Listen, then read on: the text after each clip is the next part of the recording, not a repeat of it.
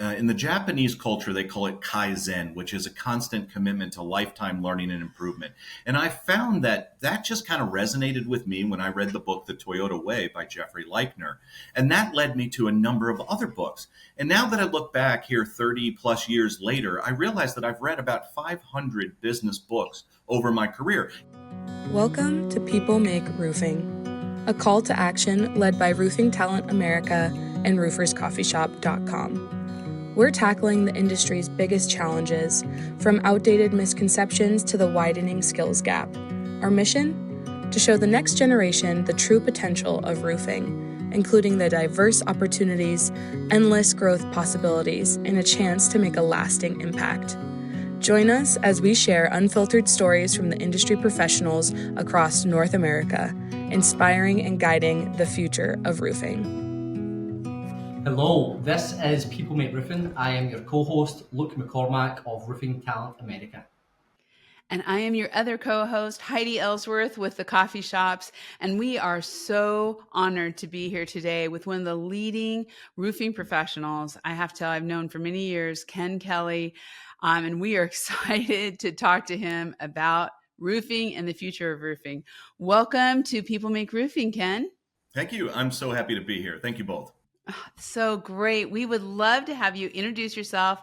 Tell us about you, your roofing history, and what you're doing right now.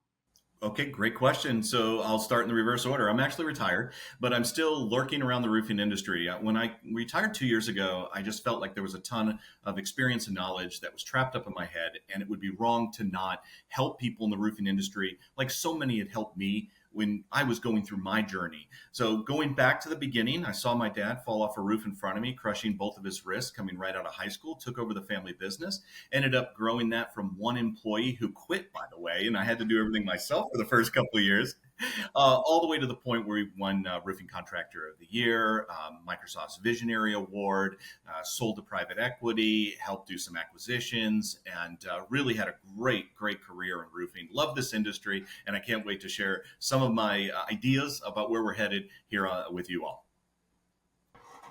Well, Ken, it's an amazing introduction, and you really are the epitome of the type of guest that we look to bring onto this campaign. I started this campaign 6 years ago. It was April 2019, and it came from a place, Ken, of being in this industry and being surrounded by exceptional people that give back, want to help others. And I realised that the reality of the people that make roofing is so far away sometimes from the preconceptions that people out with the industry have.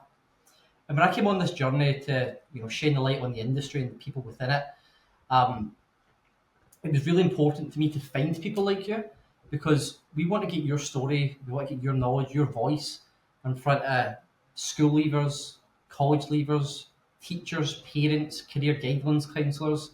And when I met you, Ken, knowing that you've retired, you've sold your business, and you're still essentially giving a massive part of your life pro bono just to give back to the industry. I respect that a lot, and I'm very grateful to have you on the campaign. So thank you for joining us. Of course, my pleasure. So Ken, I know we know what inspired you with your dad and that terrible fall, and really, but at that point in your life, there probably in some ways it wasn't a choice, right? It was more, I have to do this for my family. I need to take care of this.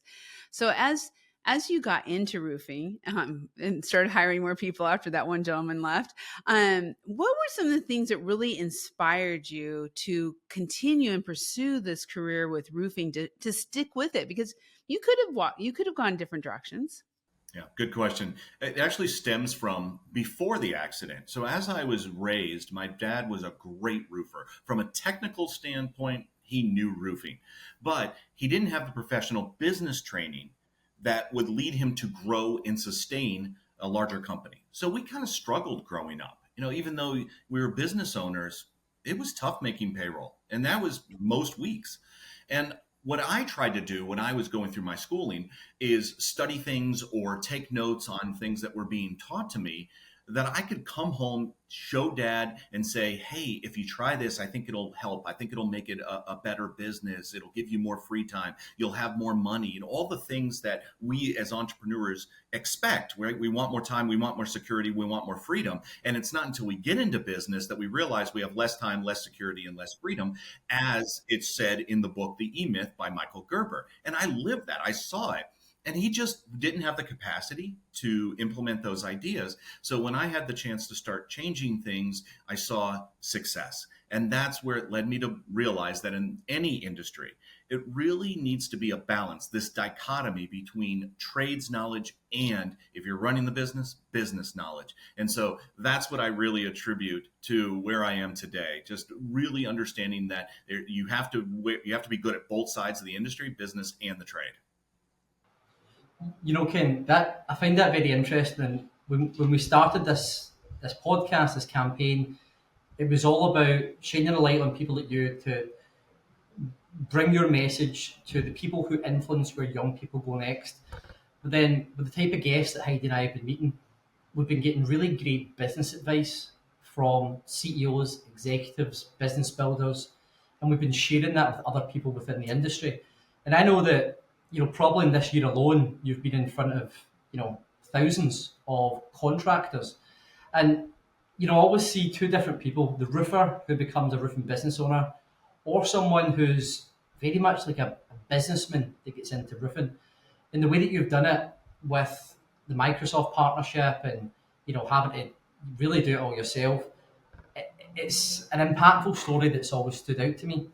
And what I'd like to start with is, when you look at the roofing contracting market, Ken, and you're working with all these contractors on their operational efficiency, trying to get into financial freedom, what are the top problems that contractors face when they're trying to scale?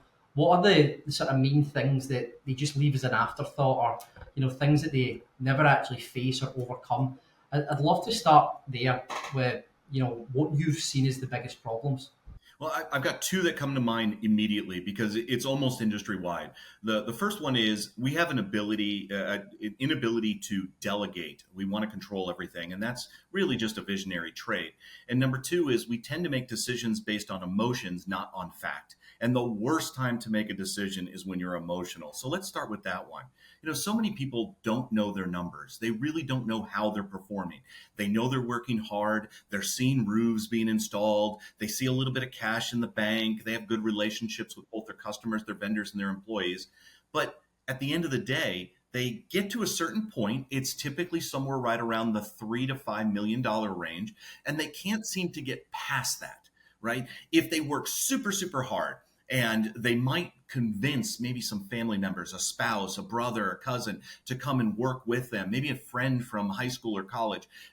All of a sudden they might be able to get closer to that $6 or $7.5 million level, but then that's as far as they can go. And the reason why is because they're making these decisions based on emotion, not understanding what their true performance numbers are. And I think as an industry, one thing that we can do immediately to really help level the playing field and understand how we're doing is to come up with a score that every company can use regardless of what they're in. They can be in storm, they can be retail, commercial, residential, repair, replacement. Doesn't matter. If we use EBITDA as our determining factor of success, we will be much better off as an industry. And EBITDA, of course, is earnings before interest, taxes, depreciation, and amortization. It's basically the performance profitability of our company before all the noise gets thrown in there. If we can start with that and know that every company in the roofing industry should be doing at least 10% EBITDA on a regular basis or more, that's a great place to start saying, hey, here's some sick companies and here's some companies that are performing well. The other side is, as a visionary, as someone who started our companies, we have this sense of responsibility. We made promises to customers. We made promises to employees or promises to vendors that are helping us as we continue to grow our company. And we have a hard time delegating tasks or responsibilities or duties to others. And what happens is we get this select group of people around us, those that we really, really trust in our inner circle, and we work them to the bone. And we actually grow to a certain size, maybe that 3 to 7 million mark. But we can't get past that because we feel as leaders that we need to be a part of everything that's happening in that business. And that's just not true. If we have a decent training program, if we recruit people with a good heart, you don't necessarily need the skill. As a matter of fact, I'd argue that a lot of times you don't want someone with the skill. You want someone who's a good person, who's capable of learning, who wants to do things right, who believes in your vision. You give them a little training, you set up a metric or a scorecard, a number that they are responsible for, and you just let them go to work. You'll realize that, one, they will perform, and many times better than you can, because that's their full-time job and they get good at it. And as long as that metric is the right metric, you'll realize that you can manage that individual, see when they're going off the tracks just a little bit, help coach, train, get them back on the way we want them to go, and then go back to doing what leaders should be doing, which is creating an organizational culture and vision for that company. I love that. I love that. And you've really exemplified that throughout your career, Ken, as I've watched you. I know you've been very active with EOS, and we also are an EOS company. And so what you're saying, a lot of it really resounds with me, but I think you are right, is that is really hard for business owners to let go, trust, and move to that next level.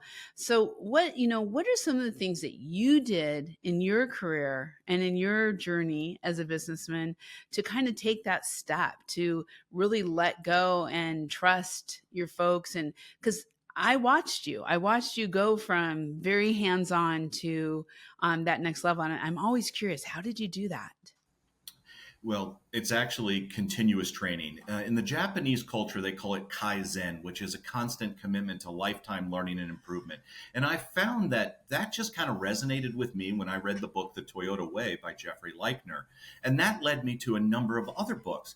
And now that I look back here 30 plus years later, I realize that I've read about 500 business books over my career, every 2 to 3 weeks. And to be quite honest, I don't read well. I have that learning disability where I really can't read. So I listen. And I listen to these books, first on tapes, then on CDs. Now, of course, we have Audible. But all of a sudden you realize, because you're driving all the time, you're consuming this knowledge. And it was through confirmation from some of the business greats that I realized it's okay to let go. It's okay to give them the ability. And then when I did, I finally realized, oh my gosh, they do it better than I do. There's no one in my company, well, the company that I sold today, that I could go in and do their job better than.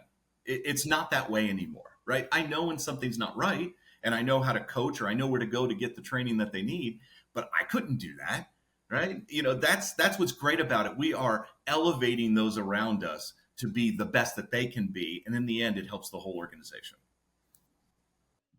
That's so cool. I love that. I love that so much. Luke? That is very cool, Ken. That we started our EOS journey ourselves, and it's funny. There's a lot of actual roofing companies that do work on EOS in America. I've met a lot of them, and it's great to see. For the business owners that they are afraid to let go, what would your message be to those business owners? Because really, what's the actual process like? Do they need to look at their business in the granular detail, and then find the tasks that they don't want to do, give it to someone else? What's the sort of full process for someone that realizes that they're stressed out, they've got no family time, they don't even have any personal time, they're not bringing their best self to the table, but they feel that they're on this reactive hamster wheel. Some people never get off it. But what would be your message to someone listening right now that's like, yeah, that is me, and yeah, good for you, Ken, but I can't do that? What's your message to that person? Yeah, so let me back up and go through the 4 stages of what I call business growth. And we need to not only hit this wall, get up over the wall, but we need to stay at that level. Think of it as a plateau, right? So we hit this wall, we need to get up to the top and stay there. And the 4 walls look like this. When we first get started, or when we're a smaller organization, it's typically one individual who's running the show, and they might have one other person, maybe 2 other people that are helping them to help maybe answer phones, maybe do a little bookkeeping, maybe a little bit of sales, a little operational work, and then there's a sub crew or 2 who are out there performing the work. That organization is probably the most profitable you'll ever be. And it's actually the most efficient it will ever be because everything is running through that one individual who's running it. If an estimate comes in, they get the call. They go out and run the estimate. Then they get the job and they have to order the materials. They verify the purchase order. They make sure that the materials were delivered the way they were supposed to. They meet the crew. They do a start off. Then they make sure that the customer has any issues. They're resolved immediately and they walk away with the payment. What a great, efficient organization because everything's going through one person. And it's hard to get past that. But in order to get over that hump, you need to start depending on people. People are step two. To get over the first wall, you have to trust people. So you get yourself that group that we were talking about, people who you just promise them the dream, you recruit them, and they work just as hard as you do, and you trust them because they're friends or family. And now you've gotten to another level. But you can't get past it. There's another wall, and you might jump over it if there's a storm, but you're right back down when the times aren't good. So how do you stay at that level? Well, typically what happens is now we have to start recruiting and hiring individuals. And when you recruit and hire individuals, you have to now create a system or process that everyone is following because now we have two people doing sales. We have two people that are answering the phone, two people that are out managing crews. And we need the same consistent experience. The things that we realized that worked really well back when we were by ourselves only continue to work if everyone is doing it. And then when you get over that wall and you start building a team, you realize that there's this crazy dichotomy of growth. The bigger the company gets, the smaller it gets. And let me give you an example. So back in the early days, I started up a repair division, and I was very proud of my repair division. And they were doing well, and they were successful. They were profitable. It was leading to our production division. Huge fan. And what I would do in the back of the warehouse in this little tiny caged-in area is I would have a shop drop of about $8,000 worth of material a week. I didn't really have a purchase order system. I just knew that anything that went into that cage, the only crew that was allowed to take anything from it was the repair crew. So at the end of the week or the end of the month, I would just simply take that invoice for those materials. I would expense it to repair materials, and I could see if that division was profitable. Worked pretty well. We eventually got to where we had 46 repair teams. That shop drop on a weekly basis was about $250,000. And then I realized we were funding the underground mafia. All of those years, I still didn't implement a purchase order system, and people could just take what they wanted. And it wasn't until I really started realizing after getting GPS systems in the trucks with cameras that there was a couple of our repair crews who were stopping by their personal residence on the way home before they got back to the shop every night. And what was happening? They were taking the extra materials, they were storing it at their place, and using a private investigator, we found out that they were selling that material for cash to our competition. Now, the irony of this whole situation is the gentleman who we ended up prosecuting for this and had to go to jail and made restitution and all that kind of stuff, we ended up rehiring 6 years later. So there's a dual thing here. You can make a mistake and you can recover from it. And as a matter of fact, I help him today as he has his own gutter business. So it's really funny how things come full circle. But the key here is we grew too big for an old process. We had to reinvent that process, implement the purchase ordering system, take our 3 mechanics, stand them in front of the much larger cage that it ended up being to make sure they were checking off all the material that was coming out every morning and counting the material that came in on our weekly shop drop so that everything was priced accordingly and we can see where there were any abnormalities and make sure that we were profitable consistently by crew and then, of course, by the aggregate by division. So that's what I mean. Never think that as you're growing your company, you figured it out. Because, yeah, you may have figured it out at the level you're at now, with the team that you have now, with the economy that you have now, or with the territory or geographic area that you're in now. But as you grow, as things change, you need to change with it. Now, you know I'm a pilot and I love flying. So I'm going to bring back one last analogy on this topic. And that is, if you ever look in the sky, you see these graceful birds flying around and they're just so beautiful. And you kind of think, gosh, I wish I could fly like that. Well, let me tell you what's going on in real life. They look graceful and they look beautiful, but every time the wind changes, those wings are instantly reacting to that change. And it looks like there's quite a bit of chaos that's going on if you look up real close. Same thing when we're flying. You know, we're sitting here adjusting that millions of times, if you will, up, down, left, right, drags, everything we have to take into consideration to maintain what looks like a stable and calm environment.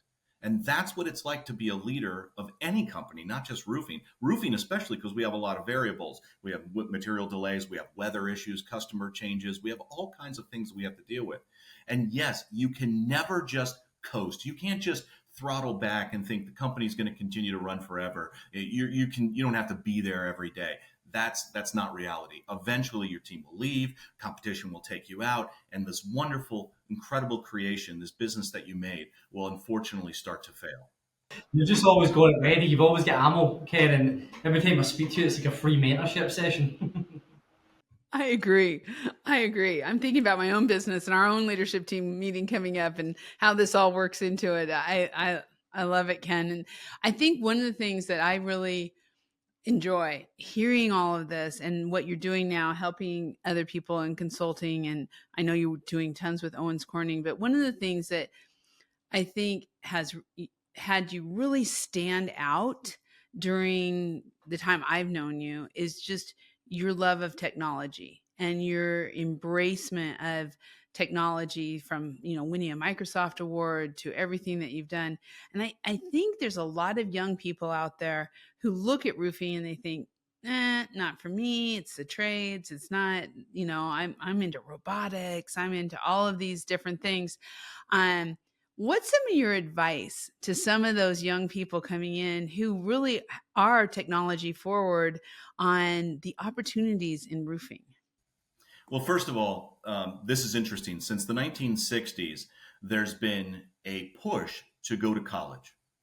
And the data has shown that those with college degrees end up performing better from a wage standpoint, salary standpoint, than those that are in the trades. For the first time since the 60s, that has shifted. So you look back, that's, 50, 60 years later, we're finally seeing trades now having higher compensation and without the potential debt burden that comes from going to college. Now, I'm not suggesting don't go to college. That's not my point. All I'm suggesting is for those that are thinking, hey, I might want to go to college, but then again, I like working outside. I like using my hands. College might not be the best for me. Only 46% of those who start college ever finish. So you got a 50-50 chance there from the beginning. And if you're thinking trades might be your way, might be the way, I strongly recommend at least giving it a shot. You can always go back. If you go into the trade, you're going to get a free education from your employer. You're going to get paid while you're doing it. And within 1 year, we see typically at least one promotion, most likely 2 or 3. And that means huge money. So now you have someone in college has to work 10 years to get to triple digit income, meaning $100,000 or more a year. Whereas in the trades, we typically see less than 5 before we're getting to that triple digit income. That's really impressive stats. So just from an economic standpoint and a lack of debt burden standpoint, I would recommend looking at the trades. Number 2 is when we're talking about the future, AI is going to cannibalize a lot of those jobs that we call information or expertise jobs that are today's college degrees. Now, my wife, as you know, she's a doctor. She's a pharmacist on the liver intestine transplant team at Miami. That's how we met. And what's amazing about her role is how much they're using AI in their jobs on a daily basis. And her job was, before she retired, keeping the patients alive while not rejecting the new transplant, right? So that's a delicate balance. And it's amazing how many drugs have interactions with other drugs and the type of diet that you're using or that you're consuming and all of the exterior influences, lack of exercise and so forth. She now using AI to answer questions about patients because it's not possible for a human brain to know everything and put it all together. So we're seeing it cannibalize some of those jobs that you might want to go into. So what does that mean for roofing? It means that the experiences, the trades, the service industries, those are going to continue to succeed long after AI is finished with this massive revolution that we're going to see happen. And then that leads us to robotics. Where are we headed with robotics? I don't know that as a roofer, as somebody who's coming out of high school, for instance, going in the trade, I like being outside. I like using my hands. but I don't know if I can stay on a roof for 30 years. I don't know that my back, my ankles, my hands can handle that. Well, I think robotics are going to play a major role in the next 10 years in our industry. We're already seeing robotics come in. For instance, Rufus with Renovate Robotics, they're bringing in a shingle installing robot that focuses just on that. But I think the major disruptor that we're going to see in the industry, and this is actually happening next year, is when you get humanoid robots with the dexterity of humans' hands and the balance and weight ratio of a human starts coming into the workforce, because we don't need to retool our entire industry. Something with the dexterity of a human can pick up a nail gun or a hammer or a knife or a tape measure that we have today and have been using forever, and just immediately start being productive. So there may be a capital issue, right? There may be a strong upfront cost to replace a human worker. We might see robots being too expensive to deploy right off the bat. But as capitalism continues to show how we continue to take these innovations and democratize them by having competition, that price will eventually fall. And the quality, the longevity, the capabilities of these robotics will continue to improve. And in the end, getting it on the ground floor, understanding the trade, being able to do those things to work side by side with a force multiplier in robotics will make you an incredibly efficient roofer or whatever trade you happen to go into. And it will help those that are running businesses keep ahead of the competition, be more successful, more profitable, and in the end, have a much better life than this revolution basically keeping them behind.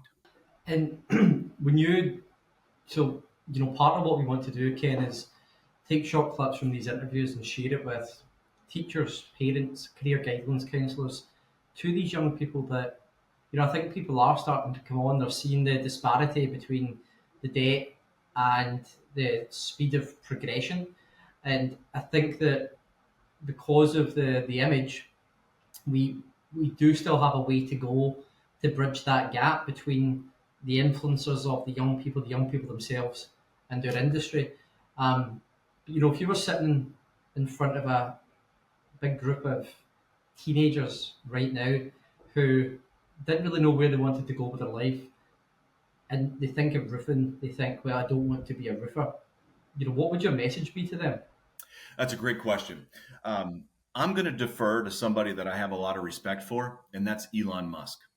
And I was very privileged towards the end of my career to be able to work with the team over at Tesla Solar Roof. And when you work with them, you have to understand their rules, the rules that they play by. And these are the 5 rules of innovation. And the first rule is challenge the regulation or challenge the system or make requirements less dumb. Okay, I've seen it 3 different ways, so I tell you all 3. And basically what that means is if you're coming out of high school and you have ideas of how things should be, this is a great industry to be in. Number 2 is delete the part or process. We want to make things simple. So if you're the type of person who looks at the world and says, that's not necessary, we can make that better, it's easier if you do it this way, this is a great industry to be in. Number 3 is optimize. We're going to now build something that's bigger than just a one-person operation. I can see myself with an army of individuals all rowing together in the same direction. If you like that, this is a great industry for you. Number 4 is accelerate. Now let's take that army and let's be a force multiplier. Let's focus on a single task. Let's have a mission, a vision, a hedgehog concept, or utilize the flywheel effect, as Jim Collins says, and let's all get something accomplished so that we can change the world. If you're into that, this is a great industry to be in. And the last one is automate. Now, how can we do that so it's set on a terms of automation to where it doesn't need us to go in and manipulate things and change things on a regular basis or be a part of every step? If you find that that's intriguing to you, this is a great industry to be in because we get to do all of those every day. Ken, that is just so true. And I am seeing so many young people coming into roofing right now. In fact, a majority of the technology companies that I'm working with are young people. They are, in their late 20s, early 30s, and they see all of the opportunity within the trades, but especially within roofing, to optimize, to accelerate, to do all those things. And they're creating these technological solutions that I think are just, I'm watching the revolution and the change day by day, and the contractors who are embracing that and embracing hiring this next generation, and really looking at breaking some of the rules, are the ones that you're seeing accelerate. And it's so exciting to watch, because you and I've been watching this for quite a while, and I know Luke has, on from his perspective. In Europe, it's happening everywhere, and it's really exciting. So for those career path, let's talk just a little bit, because I know we're getting right to the end of our session, but just career path, as you are talking to the parents of these young people coming out. And when I say young people, men and women coming out of school, kind of making some of these decisions, what are some of the things you would say to the parents on why this is just such a great opportunity for their kids? Well, one thing I would say is every parent wants to see their child be happy and succeed. And I think that if I had gone into any other industry, there's no way I would be where I am today. I think that there's a certain opportunity that the roofing industry poses that you just don't find elsewhere.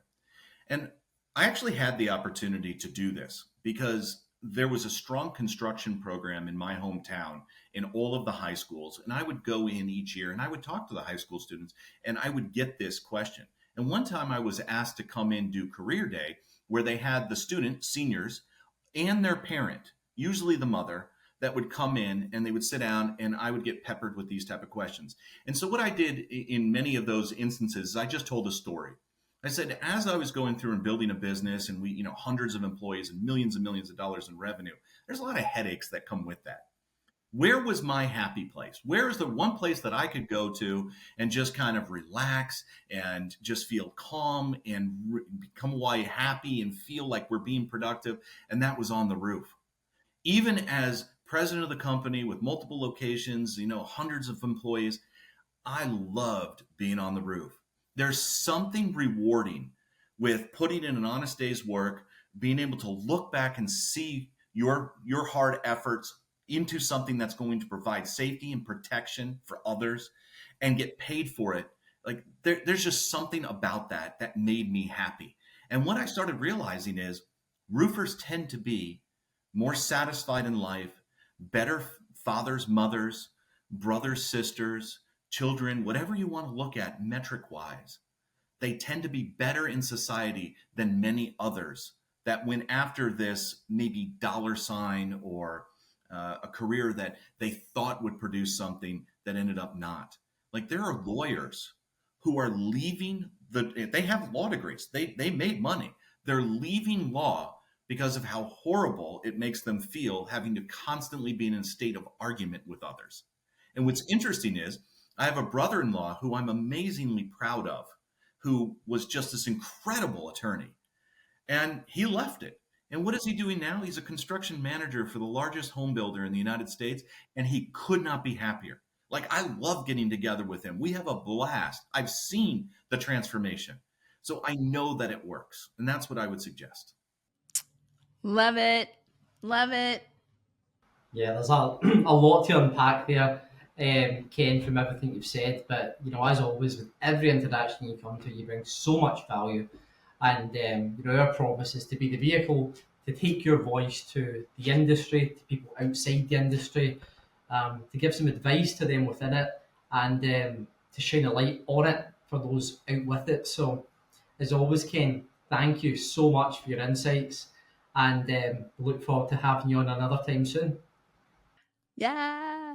Thank you, Ken, so much. I mean, when you talk about People Make Roofing, you are it. So thank you so much for being here today and sharing all of your wisdom. It's just been, as always, incredibly inspirational.